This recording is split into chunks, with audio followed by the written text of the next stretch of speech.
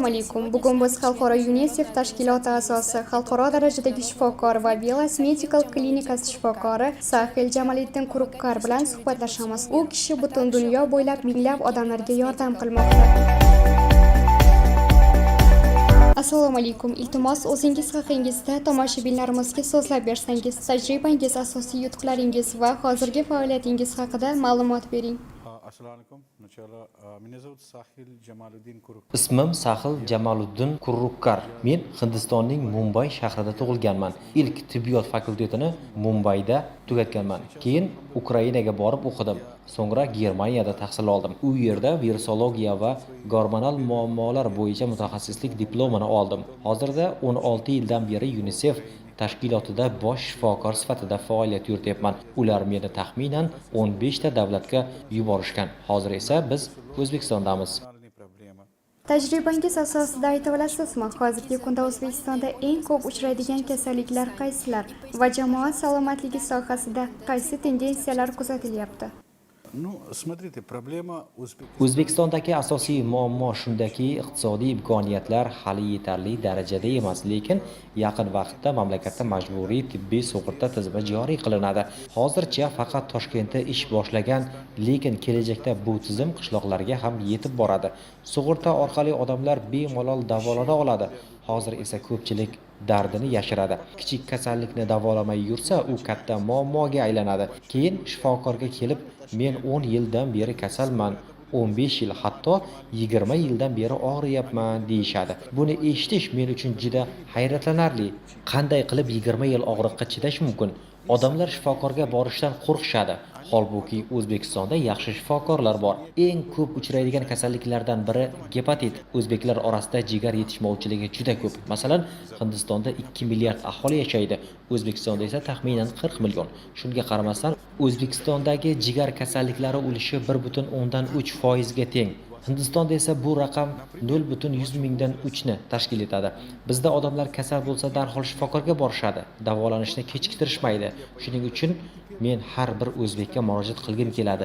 O'zingizni tekshiring, tanada qanday muammo borligini bilib oling, so'ng davolanishni boshlang. Uyda og'riqqa chidash to'g'ri emas. Hozirgi kunda O'zbekistonda bolalar orasida tug'ma nuqsonlar ko'payib borayotgani haqida xavotirlar bildirilmoqda. Bu tashvishli tendensiyaning ehtimoliy sabablari nimalar? Qarang, bolalardagi nuqsonlar va tug'ma kasalliklar faqat O'zbekistonda emas, balki butun Markaziy Osiyoda ko'p. Men Qozog'istonda, Turkmanistonda, Tojikistonda, Afg'onistonda ishlaganman. 2015-yilda ham O'zbekistonda bo'lganman. U payt ham bu muammoni ko'rganman. U yerda qarindoshlar o'rtasida nikohlar juda ko'p.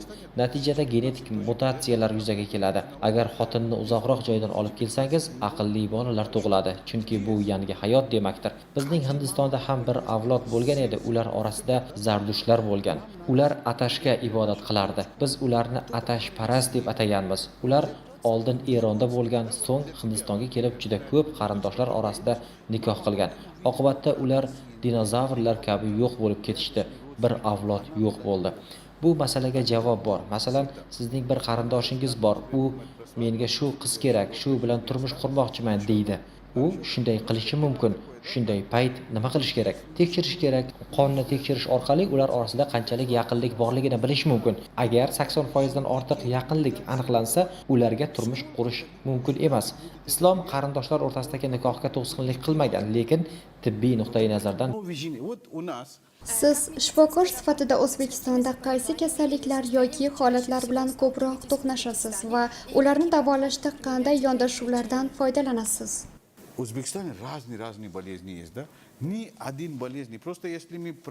O'zbekistonda turli kasalliklar bor, faqat bitta emas. Agar foiz bo'yicha aytsam, gepatit eng ko'pi.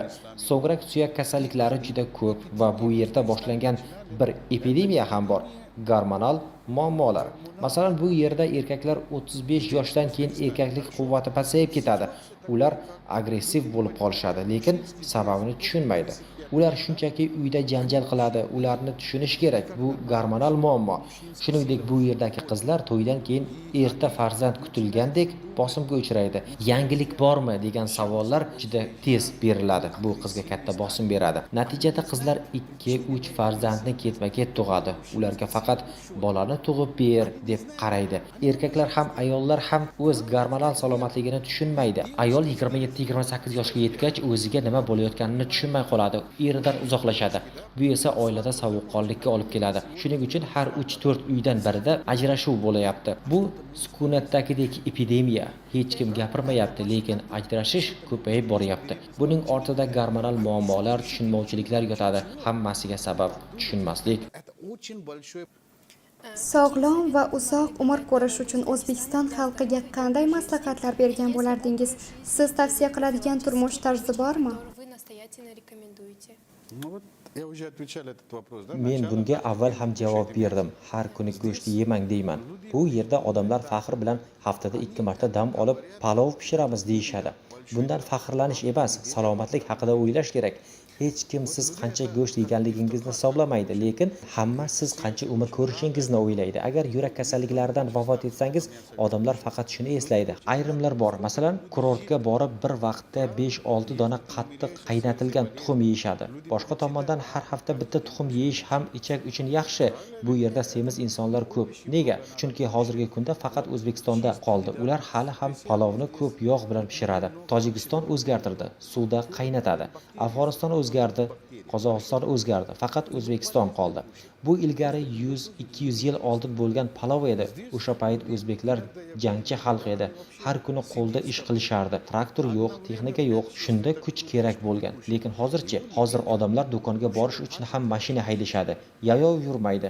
5 daqiqalik masofa uchun ham mashinaga o'tiradi. Shuning uchun turmush tarzini o'zgartirish, ovqatlanish tartibini isloh qilish kerak. Boshqa xalqlarning taomlariga ham e'tibor berish kerak. Masalan, Eronda nima yeyishayotganini ko'ring. Hammamizda smartfon bor. Ko'ring, o'rganing. Nega sizning fikringizcha O'zbekistonda qandli diabet, gipertoniya yoki qon yurak tomir kasalliklari kabi surunkali xastaliklar juda ko'p uchraydi va bu kasalliklarni kamaytirish uchun qanday choralar ko'rish mumkin?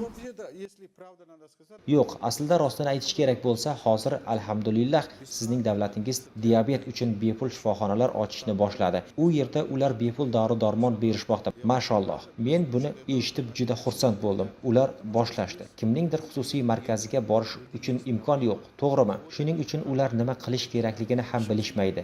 Hech bo'lmaganda 1-2 ta tabletka bepul berilyapti. To'g'rimi? Diabet uchun maxsus klinikalar ochishdi. Bu ajoyib. Demak, davlat bu muammoni hal qilyapti va men buni eshitib juda xursand bo'ldim. Gipertoniya, yurak kasalliklari bular ham shunday. Bu muammolar nima uchun kelib chiqayapti? Chunki odamlar o'zini tekshirishni xohlashmayapti. Agar bu kasallikni erta aniqlasangiz, nazorat qilish mumkin bo'ladi. Shifokor sizning hayotingizni o'zgartirib beradi va sizga maxsus parhez tayinlaydi. Shunday parhez bilan odamlar hayotini normal davom ettirishi mumkin. U yerdagi muammo, masalan, mening bir bemorim bor, Yunusjon. Unda kuchli diabet bor. U shunday deb o'ylaydi. Nega men go'sht yemasligim kerak? Nega yog'siz yeyishim kerak? Nega shirin yemayapman? U shunday fikrlaydi. Men tabletka ichaman, men insulin olaman. Shunda baribir normal yashashim mumkin. To'g'rimi? Lekin muammo shundaki, agar siz doim insulin olib yursangiz, oxirida bu holat yig'ilganda jigar emas, ushbu holatda o'sma paydo bo'lishi mumkin. Bu o'sma insulinoma deb nomlanadi. Bu o'smada inson vafot etishi mumkin. U paytda jigar ham, insulin ham ishlamay qo'yadi. Ikkinchidan, doimiy ravishda diabet tabletkalarini qabul qilish buyrakka zarar yetkazadi. Shuning uchun odam o'zini kuchli nazorat qilishi kerak. Shu darajada nazorat qilish kerakki, shifokor tekshirganda, "Oy, sening qanding tushibdi. Endilikda insulinni kamaytirsak bo'ladi. Faqat tabletka bilan ham yursang bo'ladi", deyish kerak. Shifokor bemordan shuni kutadi. Lekin afsuski, O'zbekistondagi odamlar shifokorga bunday imkoniyat bermaydi. Mana bu diabetdagi muammo. Gipertoniyaga kelsak, siz bu yerda insult bo'lgan juda ko'p insonlarni ko'rdingiz, to'g'rimi? Har bir odam, juda ko'p odam shunday deydi. Men trombopol ichaman. Ular o'zi o'rgangan, bir insonni ko'rgan, u tabletka ichayotgan, o'zi ham boshlab yuboradi. Shifokor maslahatisiz, ekigi tekshiruvsiz, hech qanday tekshiruvsiz shunday tabletka qabul qilishadi. Gipertoniya dorisini boshlash uchun eng kam 5 kun davomida nazorat qilish kerak. Kuniga 3 marta qon bosimingizni tekshirishingiz kerak. Bu dori sizda qanday ta'sir qilayotganini bilish kerak. Har bir inson organizmiga dori har xil ta'sir qiladi. To'g'rimi? Shunday bo'lgani uchun u ichyapti, men ham ichaman degan fikr noto'g'ri. Har bir insonning organizmi har xil. Shunga qarab yondashish kerak. Organ transplantatsiyasi ayniqsa jigar ko'chirish murakkab jarayon hisoblanadi. O'zbekistondagi bemorlar bu jarayonni qanday amalga oshirishlari mumkin? Qarang, jigar transplantatsiyasi O'zbekistonda juda katta muammo. Hozirda odamlar juda ko'p pul sarflashyapti. Ular Hindistonga borishyapti, boshqa davlatga borishyapti. Qarz olib, qarindoshlarini olib borishyapti. Alhamdulillah, hozirda bizning klinikamiz Manipal Hospital bilan maxsus shartnoma tuzdi. Odatda bemorlar jigar transplantatsiyasi uchun u yerda 28 mingdan 35 ming dollargacha xarajat qilishadi. Biz hozir shunday qildikki, O'zbekiston fuqarolari uchun maxsus chegirma bilan bu narx 25 ming dollar bo'ldi. Bu narsada viza, bilet, yashash, operatsiya barchasi kiradi. Ha, barchasi. Men aytgan narsa bemorning eshigidan boshlab qaytadan o'z uyiga qaytib kelguniga qadar barcha jarayon. Bu mablag'ni biz nazorat qilamiz. Bemorga Hindistonda ham yordam beramiz. U yerda tarjimonimiz ham bo'ladi. Hamma narsada yordam berib turamiz, inshaalloh. Bizdagi niyat shunday. Agar biz bitta kambag'al bemorning pul sarfini 7 ming dollargacha kamaytirib bersak, bu O'zbekistondagi bir inson uchun juda ham katta yordam hisoblanadi. Eng oxirgi juda muhim savol. Siz bilan befarzandlik masalasida gaplashsak bo'ladimi? Bu albatta juda nozik mavzu. Lekin bugungi kunda O'zbekistonda ortib borayotgan muammo. Befarzandlikning asosiy sabablari nima va ularni qanday hal qilish mumkin? Qarang, befarzandlik bu O'zbekistonda asta-sekinlik bilan katta muammoga aylanayotgan holat. Eng avvalgi muammo bu yerda erkaklar to'ydan keyin 3 yil ichida o'zini tekshirtirmaydi. Agar farzand bo'lmasa, ular tabiiy ravishda gunoh ayolda deb o'ylashadi. O'zlarini tekshirishni xohlashmaydi. Yo'q, ular hech qachon o'zini aybdor hisoblamaydilar. Har doim qo'llarini ko'tarib, senda muammo, bor ginekologga, avval sen davolan deb aytishadi. To'g'rimi? Bu butunlay noto'g'ri. Befarzandlik bo'lganda shunday bo'lishi kerakki, erkak va xotin birga kelishi kerak. Bir kishi aybdor bo'lishi mumkin emas. Shifokor oldida ikkalasi o'tirishi kerak. Onasi, otasi, bobosi, momosi bilan birga kelishi kerak emas. Bu ularning muammosi emas. Bu muammo er va xotinga tegishli. Faqat ular ikkalasi hal qilishi kerak. Mening shifoxonamda alhamdulillah hozirgacha 44 juftlikni befarzandlikdan davoladik. Ularning ichida taxminan 15 ta juftlik bor ediki, ularda 8 yildan beri farzand yo'q edi. Alhamdulillah hozirda ularning farzandlari bor. Homiladorlikka erishishdi. Qolgan 44 juftlik ichida 3 yil farzandsiz bo'lganlar bor, 2 yil bo'lganlar bor. Biz ularni 6 oy yoki 9 oylik davolash orqali farzandli qildik. Eng avval aniq tashxis qo'yish kerak. Qaysi tomonda muammo bor? Ayoldami, erkakdami yoki ikkalasida birdekmi? Shuni to'g'ri aniqlash kerak. Ba'zan shunday holatlar ham bo'ladiki, erkak va ayol farzand hosil qilish vaqti qachon ekanligini bilmaydi. Ular hali yosh, to'yda juda erta qilishadi. Qiz 18 yoshda, o'g'il 21 yoshda. Ular qayerda, qaysi vaqtda homila hosil bo'lishini bilmaydi. Men shunda sanani yozib beraman. Biz ba'zi juftliklarni dori-darmonsiz faqatgina taqvim bo'yicha davoladik. Bizning shifoxonada doim shunday qoida bor: halol ishlash, pok ishlash va O'zbekiston xalqining manfaati uchun ishlash. O'zbek xalqi pok xalq. Ular yaxshi davolanishni istaydi. Ular to'g'ri muolaja istaydi. Agar siz ularga to'g'ri muolaja qilsangiz, ular puldan qo'rqmaydi. To'g'rimi? Ular natija istaydi. Ular sog'lom hayot istaydi. Mana shu mening rejam, o'z xalqimga yordam berish. Mening homiylarim janob Husan va men ikkovimiz bir reja qilganmiz. Bizda bir orzu bor.